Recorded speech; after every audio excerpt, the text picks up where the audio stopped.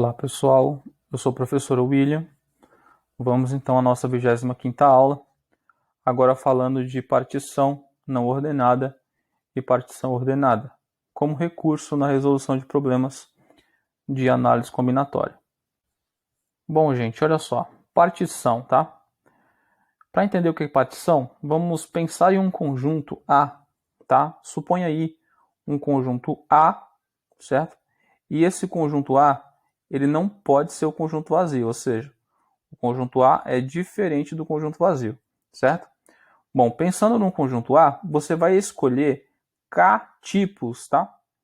E esses K tipos de subconjuntos que você vai escolher, eles não devem ser vazios, certo? Não pode ser vazio. Fazendo isso, você vai nomeá-los, tá? De A1, A2, A3 até o AK, né? A késima escolha que você vai fazer aí, certo? Esse é o nome que a gente vai dar para esses caras. Bom, essas escolhas, elas têm que validar essas duas propriedades, certo? O que diz a primeira propriedade? Diz que quando você combinar 2 a 2 as suas escolhas, né, os seus subconjuntos escolhidos, através da operação de intersecção de conjuntos, o resultado sempre é o conjunto vazio. O que isso quer dizer? Quer dizer que os seus subconjuntos que você escolheu, eles não devem ter elemento em comum, certo? Eles são mutualmente disjuntos, tudo bem? A segunda propriedade diz o seguinte, que quando você fazer a união ou reunião dos seus subconjuntos, o resultado tem que dar o próprio conjunto A, que você supôs inicialmente aqui, certo? Então, quando isso acontece, né, vamos supor que os seus K subconjuntos, esses caras aqui, obedeceram essas duas propriedades. Então, quando isso acontece, a gente pode criar um conjunto que os elementos os subconjuntos que obedeceram essas duas propriedades. Ou seja, vai ser o A1, A2 até o meu AK, certo? Então vamos criar esse subconjunto e dar o nome a ele de conjunto P. Ou seja, esse conjunto P ele vai ser uma partição do meu conjunto A, certo? Ele é um conjunto que os elementos são subconjuntos, tá, do meu conjunto A, que são mutualmente disjuntos, ou seja, não tem elemento em comum, e quando feita a união entre eles, o resultado é o meu conjunto A, tá? Então, isso é uma partição não ordenada, tudo bem? Agora, eu posso pensar também em uma sequência P que tem os mesmos subconjuntos como termos. Então, A1, A2, até o meu AK, ou késimo termo, certo? Veja que eu estou usando a notação de sequência, usando parênteses, tá? Então, ó, outra coisa, posso pensar numa sequência pelinha, onde, por exemplo, A1, aqui pode ser A2, A1 e A2 eles permutam, tá? Somente esses dois, por exemplo, permutaram. O que eu vou dizer dessas duas sequências? Eu vou dizer que as duas são diferentes, tá? P é diferente de P'. Tudo bem? Por quê? Porque em sequência a ordem dos termos vale, certo? Agora, se eu fizesse um outro conjunto aqui, que eu permutasse esses dois igual eu fiz aqui, seria o mesmo conjunto, porque no conceito de conjunto, a ordem dos elementos não importa, certo? Tudo bem? Show de bola, entendemos isso aí. Então vamos olhar para esse exemplo aqui. Olha, eu tenho um conjunto A de 6 elementos, tá? E escolhendo alguns subconjuntos dele, eu consegui fazer 5 sequências. Quais delas são partições ordenadas, tudo bem? Então, olha só. Primeira, eu fiz uma escolha de K igual a 3 subconjuntos, certo? De quais tipos? Dos tipos em que tem 2 elementos, certo? Ok, vou chamar esse cara aqui, por exemplo, de A1, chamar esse aqui de A2, esse de A3. Ok, então quando eu faço a verificação das duas propriedades, veja só, A1 intersecção com A2 vai dar o conjunto vazio. A1 intersecção com o conjunto A3 vai dar também o conjunto vazio. E por fim, o conjunto A2 intersecção com o conjunto A3 também vai dar o conjunto vazio. Por quê? Porque esses caras não têm elemento em comum, certo? Então, por exemplo, posso pegar também agora, para validar a segunda propriedade, e fazer a união do meu conjunto A1 com o meu conjunto A2 com o meu conjunto A3. E veja que isso aqui é exatamente o meu conjunto A, porque eu vou ter exatamente todos os elementos do meu conjunto A, quando eu unir esses três caras. Portanto, se eu validei essas duas propriedades, eu digo que essa sequência é uma partição ordenada, certo? Ok. Da mesma forma, aqui nesse segundo exemplo, eu fiz também uma escolha de K igual a 3 subconjuntos do meu conjunto A, certo? Eu posso dar o nome de A1, A2 e A3 também. De qual tipo? O primeiro termo aqui vai ter 4 elementos e os dois outros com um elemento. Então é desse tipo, certo? Quando eu faço a validação aqui da intersecção e da união, você vai ver que vai verificar as duas propriedades, garantindo que essa sequência ela também é uma partição ordenada, certo? Agora, por que a 3 não é uma partição ordenada? É apenas uma sequência cujos termos são subconjuntos do meu conjunto A. Por quê? Porque eu escolhi o subconjunto vazio. E não pode, né? Não pode, segundo a definição. Por que o 4 também não é uma partição ordenada? Porque tem elemento em comum, olha só, o 3 e o 3. Então, quando eu fizer a intersecção desse cara com esse, vai dar exatamente o conjunto unitário cujo elemento é o 3, tá? Bom, e a 5 por que não é?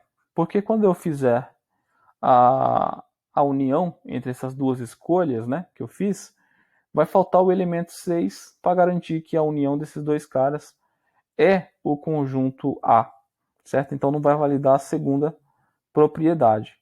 Então isso aqui é apenas uma sequência de dois elementos cujos termos são subconjuntos do meu conjunto A, mas não é uma partição ordenada. Então, usando esse conceito aqui, vamos resolver problemas de contagem. Olha só, problema 136 do livro diz o seguinte: de quantas formas 12 estudantes podem ser divididos e colocados em 3 salas, sendo 4 na primeira, 5 na segunda e 3 na terceira? Bom, então vamos pensar inicialmente em um conjunto que eu vou chamar de E, tá? E de estudante, que possui como elementos os estudantes. Estudante 1, estudante 2, até o meu 12º estudante. Certo? Então esse cara representa os meus estudantes. O que eu vou fazer? Eu vou olhar para os subconjuntos dele, né? Para 3, somente 3, então meu K é igual a 3. 3 o quê? 3 subconjuntos que eu vou usar para representar durante os meus cálculos, tá? As salas. Tudo bem? Ok. E aí, cara, para cada conjunto, que tipo de conjunto que eu vou pensar, né? Eu vou pensar em conjuntos, em um primeiro momento, que tem 4 elementos para representar a primeira sala. E o segundo? O segundo vai ter 5 elementos. E o terceiro? O terceiro vai ter 3 elementos, certo? Ok. Mas por que vai ser o conceito de partição ordenada aqui, gente? Por causa disso aqui, ó. Sempre que ele se referir, tá? A um nome que é substantivo concreto, tá? Vai sempre valer a permutação dos termos, certo? Na sequência, tudo bem? Sempre. Então, olha só. Posso pensar aqui num conjunto E1, que será subconjunto desse cara. Então, esse cara vai representar uma sala. Qual é a cardinalidade dele? A cardinalidade dele é 4, ou seja, ele vai representar a primeira sala. O que isso implica, né? Isso implica que vai existir combinação de 12 elementos, agrupado 4 a 4 possibilidades para eu formar esse E1, certo? esse conjunto E1, que vai representar a minha sala com 4 pessoas. Tudo bem? Da mesma forma, eu posso pensar em um outro subconjunto que eu vou chamar de E2, que vai representar uma outra sala, e a cardinalidade dele é exatamente igual a 5. Ou seja, vai existir para ele combinação de 8 elementos agrupados 5 a 5, possibilidade de formar esse cara. Por que 8, professor, não 12? Bom, porque eu já usei 4, né? 4 estudantes que já foram acomodados nessa primeira sala. Tudo bem? E aí é que está o conceito de partição. Não vai ter elemento em comum. Então, os caras que estão nessa sala não podem estar nessa. Claro que não, né? Então, é a primeira propriedade, o ser mutualmente disjunto, né? Não ter elemento em comum. Tudo bem? Ok. Então, por isso que é 8 aqui, tá? Já usei 4, então aqui é 8. Bom, aí eu penso em um terceiro subconjunto desse cara, que também vai representar a terceira sala. A cardinalidade disso é exatamente 3, assim como o exercício nos deu. Mas claro que tem que ser 3 também, porque é o resto, né? O que sobrou. Tudo bem? Certo. Bom, então existe combinação de 3 agrupado 3 a 3 possibilidades para formar esse cara. É o que sobra, né? É o que sobra. Bom, então pelo princípio fundamental da contagem, gente, olha só. Pelo PFC, princípio fundamental da contagem, eu vou chamar de x a quantidade de formas, tá? Que eu posso fazer isso aqui que está sendo pedido. Então, x é igual ao produto das possibilidades, por esse princípio. Ou seja, combinação de 12, agrupado 4 a 4, vezes combinação de 8, agrupado 5 a 5, vezes a combinação de 3, agrupado 3 a 3, tá? Isso aqui, ó, é 1, tudo bem? Isso aqui é exatamente o número 1. Sempre que você tiver esses dois valores iguais, o resultado disso é 1. Portanto, a resposta final aqui é a combinação de 12, agrupado 4 a 4, vezes a combinação de 8, agrupado 4 a 4. Né? Fazendo essa continha aqui, você vai chegar em 27.720, certo? Formas. Certo? Essa é uma maneira de se fazer e é o passo a passo. Você tem que entender isso aqui, cara. Bom, mas eu quero apresentar para vocês também uma outra forma, tá? Que eu quero chegar numa fórmula, numa relação para vocês quando vocês perceberem que dá para usar o conceito de partição ordenada, então vale aquela fórmula que eu vou chegar na próxima atividade com vocês. Mas vamos resolver por ela aqui, ó. O raciocínio dela, tá? Inicialmente com números, olha só. Isso aqui é 12 fatorial sobre 4 fatorial vezes o fatorial da diferença. Então, 12 menos 4, 8. Ok. Bom, olha só, gente. Esse aqui é 8 fatorial sobre 5 fatorial vezes o fatorial da diferença, ou seja, 3 fatorial. Certo? E aqui é 3 fatorial sobre 3 fatorial vezes o fatorial da diferença, que no caso é 0. Certo? Perceba que dá para simplificar, gente. Olha só. Esse fatorial com esse com esse.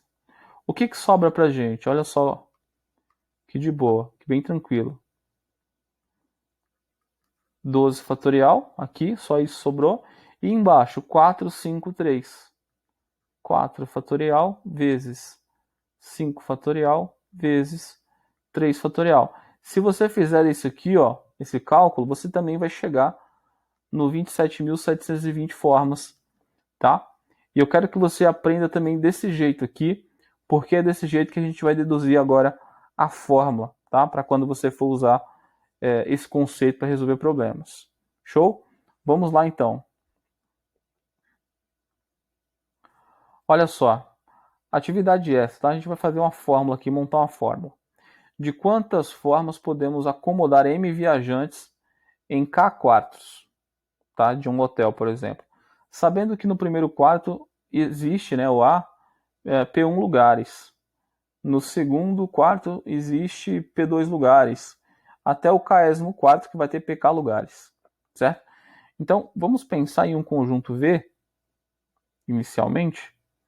conjunto V, que vai representar os viajantes. Então, eu tenho aqui o viajante 1, o viajante 2, até o meu emésimo viajante, certo? Porque existe M. Tudo bem? Show. Então, o que acontece, né?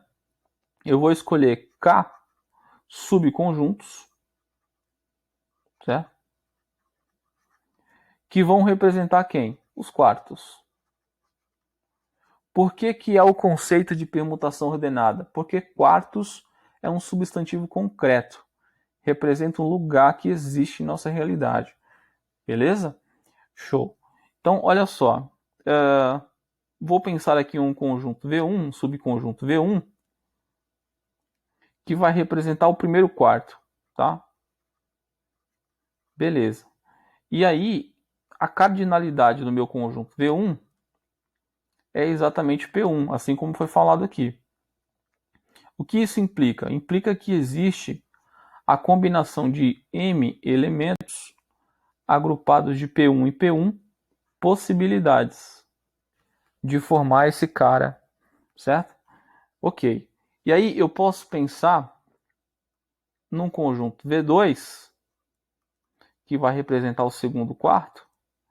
A cardinalidade dele vai ser P2, e isso implica o quê? Implica que vai existir combinação de M elementos menos P1, porque eu já usei P1 aqui, certo? Não pode ter elementos iguais, certo? Então, agrupados de P2 em P2, possibilidades, certo? E assim continua, tá? Sucessivamente, até o meu késimo, tá? Subconjuntos que eu vou usar para representar o meu késimo quarto, o meu késimo subconjunto, que é o meu VK, ele vai ter exatamente PK lugares, assim como foi falado no problema. Só que esse PK, gente, ele é o que sobrou, ou seja, é o meu M que eu tinha, menos a soma de todos os lugares dos outros quartos que eu usei. Ou seja, P1, P2, tá? P3, P4, sucessivamente até o meu penúltimo, ou seja, o meu PK-1, certo? Que é a quantidade de pessoas que eu posso, viajantes que eu possa acomodar no meu penúltimo aqui, ó, o VK-1, certo? Que ficou aqui atrás, certo? Então, o meu PK é isso. Bom, então isso implica que vai existir apenas a combinação de PK lugares, que é o que sobrou, que eu posso agrupar de PK maneiras, certo? Então, combinação de PK, agrupar de PK em PK possibilidades, certo? Ok, entendi esse raciocínio. Então, vamos chamar essas formas, né, essa quantidade de forma de x, por exemplo. Então, x é igual à combinação de m agrupado de P1 em P1 vezes, tá? Isso aqui já estou usando o princípio fundamental da contagem para multiplicar as possibilidades. Vezes a combinação de m menos P1 agrupado de P2 em P2. Vezes, tá? A próxima coisa aqui, tá? E assim sucessivamente até o meu último, tá? Que no caso é a minha combinação de PK em PK, certo? Que é essa daqui. Ok, mas isso aí, gente, é o que, né? Isso aqui é isso aqui, gente, olha só. M fatorial sobre P1 fatorial vezes a diferença fatorial, M menos P1 fatorial, esse menos esse. Bom, vezes, como desenvolve isso aqui? Esse cara fatorial, então vai ficar M menos P1 fatorial sobre P2 fatorial vezes M menos a soma de P1 mais P2 fatorial. certo? É esse cara, M menos P1 menos P2. Então vai ficar M menos a soma de P1 mais P2. E assim sucessivamente, tá? O meu próximo aqui teria exatamente isso aqui, ó, de elementos para eu começar a montar os próximos quartos. Até chegar no último, que eu teria aqui exatamente M menos a soma de P1 mais P2, tá? Sucessivamente até o meu PK menos 1 fatorial, que é o que sobrou, certo? Agrupado de PK em PK, isso aqui é o próprio PK, né? Já foi falado. Aqui fatorial vezes a diferença, esse menos esse vai dar 0 fatorial, certo? Que é 1, a gente sabe que é 1 já. Bom, aí o que acontece? Olha só que lindo. Esse cara pode cancelar com esse. Esse aqui certamente vai cancelar com o próximo aqui, certo? Aí o penúltimo aqui, ó, de baixo, vai cancelar com esse último aqui. E o que sobra com isso, tá? Bom, sobra a fórmula que a gente quer chegar. Olha só. Numerador vai ficar apenas o m fatorial, que é exatamente a quantidade de elementos do conjunto que a gente está analisando, certo? Vezes, ou na verdade sobre, né, o P1, quantidade de lugares do primeiro quarto, vezes o P2, fatorial também, vezes sucessivamente até o meu PK fatorial. Certo? Perceba que esses caras aqui é exatamente a quantidade de lugares que tem em cada quarto. Tá? Então, essa é a fórmula para usar o conceito de partição ordenada. Certo? Então, vamos continuar aqui na resolução de problemas. Problema aqui muito parecido, olha só. 137, né? Um grupo de 10 viajantes para dormir em um hotel. Pô, ponto final. Então, já consigo pensar aqui em um conjunto V que tem 10 elementos. O V1, primeiro viajante, o V2, o V3, o V4, até chegar no meu 10º viajante, tá? Ok, pensei. Só havia 2 quartos. Quarto, substantivo concreto, certo? Então, isso aqui já caracteriza partição ordenada, certo? Então, 2 quartos. Tem que escolher 2 subconjuntos desse cara para representar eles. Então, K já é 2, certo? Ok. Com 5 lugares cada um, certo? Então, meu P1 e meu P2 vai valer 5, tá? Lá da fórmula que a gente chegou. Então, de quantas formas eles puderam ser distribuídos aí? Então, olha só. Se eu chamar de x essa quantidade de formas, então x é igual a 10 fatorial, conjunto aqui, ó, a cardinalidade dele, 5 e 5. Cada quarto tem 5. Então, 5 fatorial vezes 5 fatorial. Usando a fórmula direto. Quanto dá isso aqui, gente? Olha só. Bom, desenvolvendo aqui, chegamos nisso, tá? Então, dá para cancelar isso aqui com isso. O 10, 5 vezes 2 dá 10, posso cancelar com 10 de cima. Esse 3 posso cancelar com esse 9, ficou 3. O 4 com o 8 vai ficar 2 aqui. E aí, o que sobrou, né? Sobrou 3 vezes 2 vezes 7 vezes 6, tá? Isso aqui, fazendo esse produto, chegamos em 252 formas, certo? Então, existe 252 formas disso acontecer. Show de bola!